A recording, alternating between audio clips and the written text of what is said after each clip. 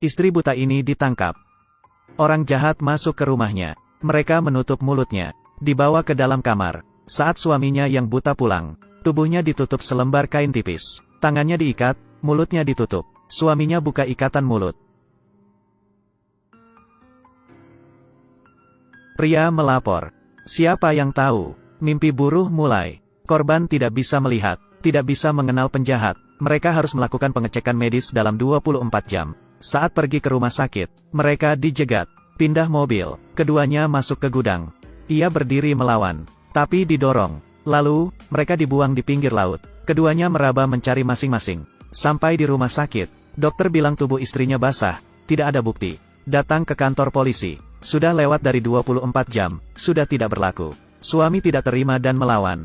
Mereka orang buta, tidak bisa melihat bukti. Sampai di rumah, sikap suami berubah. Istri masak, suami tidak makan. Istri minta suami istirahat, tapi tidak didengar. Istri merasa dirinya tidak baik, dan minta bercerai.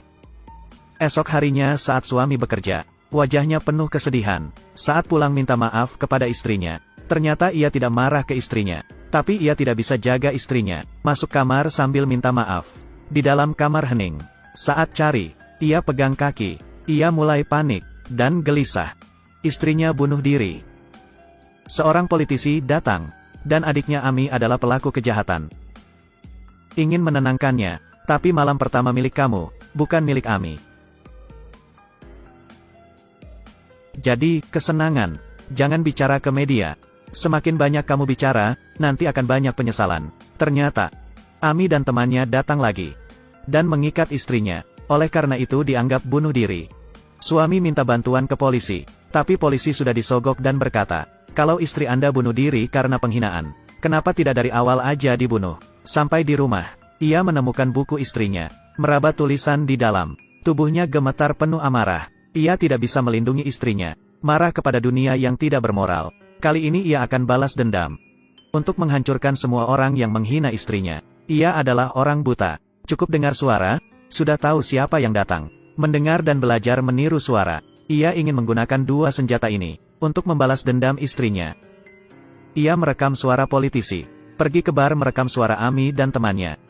Dan mulai belajar suaranya. Lalu ia telepon polisi. Berbicara sesuai dengan suara politisi. Polisi tidak sadar. Dan menangkap orang itu. Lalu ia pakai suara Ami. Telepon ke adik temannya Simu. Ingin tidur bersama. Ayah Simu marah setelah dengar itu. Dan akan bunuh Ami. Dengan cepat, ayah Simu mencari Ami. Dan menghajarnya. Berkata jangan ganggu putrinya. Ami kebingungan. Ayah temannya gila. Suami terus melanjutkan. Ia meniru suara Ami dan adik Simu. Keduanya janjian bertemu. Pura-pura jadi politisi. Beritahu lokasi ngedet ke ayah Simu. Saat Ami dan adik Simu bertemu, ayahnya datang. Melihat keduanya. Ia mengeluarkan pisau untuk menusuk Ami. Tapi karena tenaga Ami lebih kuat, ia memutar pisau dan menusuk ke ayah Simu.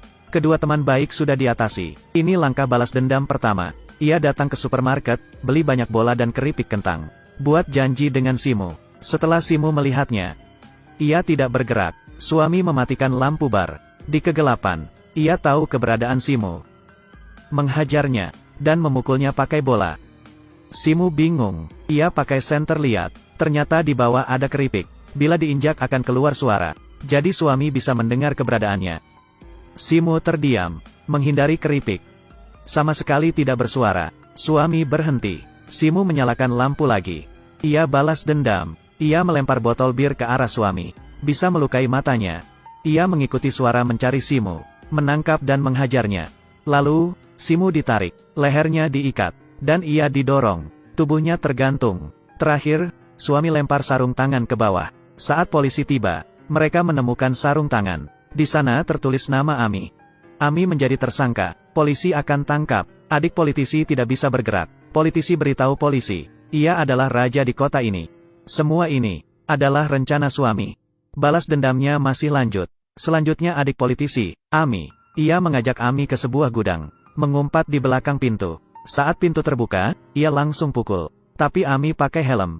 Setelah menghindar, ia melihat. Ternyata kematian Simu adalah ulah suami itu.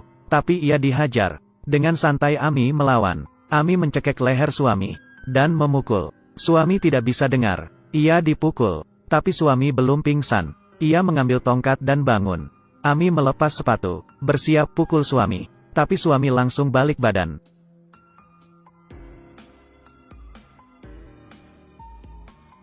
Saat Ami sadar, ia sudah diikat di lantai. Ternyata saat Ami lepas sepatu, ia bisa tahu posisi Ami, dan bisa memukulnya. Suami tidak bunuh Ami.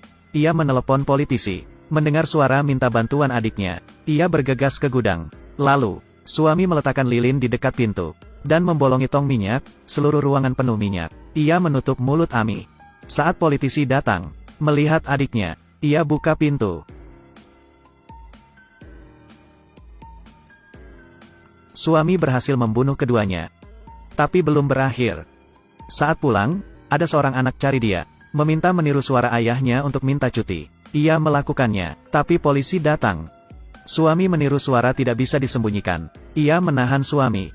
Tidak biarkan dia pergi. Lalu polisi mencari tahu 2 orang yang mati, dan menerima panggilan dari alamat yang sama. Ini datang dari telepon umum. Selama bos pemilik bisa mengkonfirmasi, suami bisa ditangkap.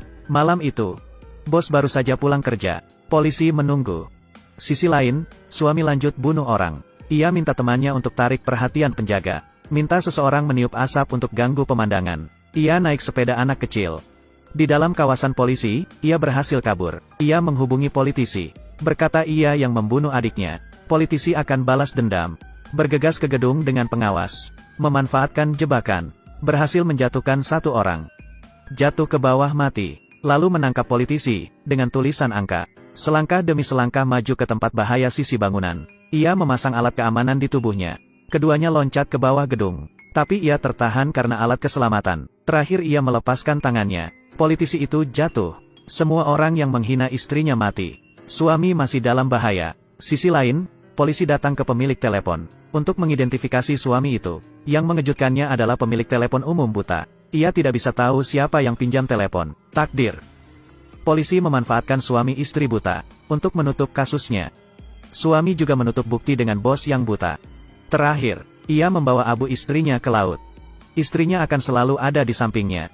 Dunia orang buta gelap, tapi dalam hati ada cinta, memberikan sinar cahaya terang.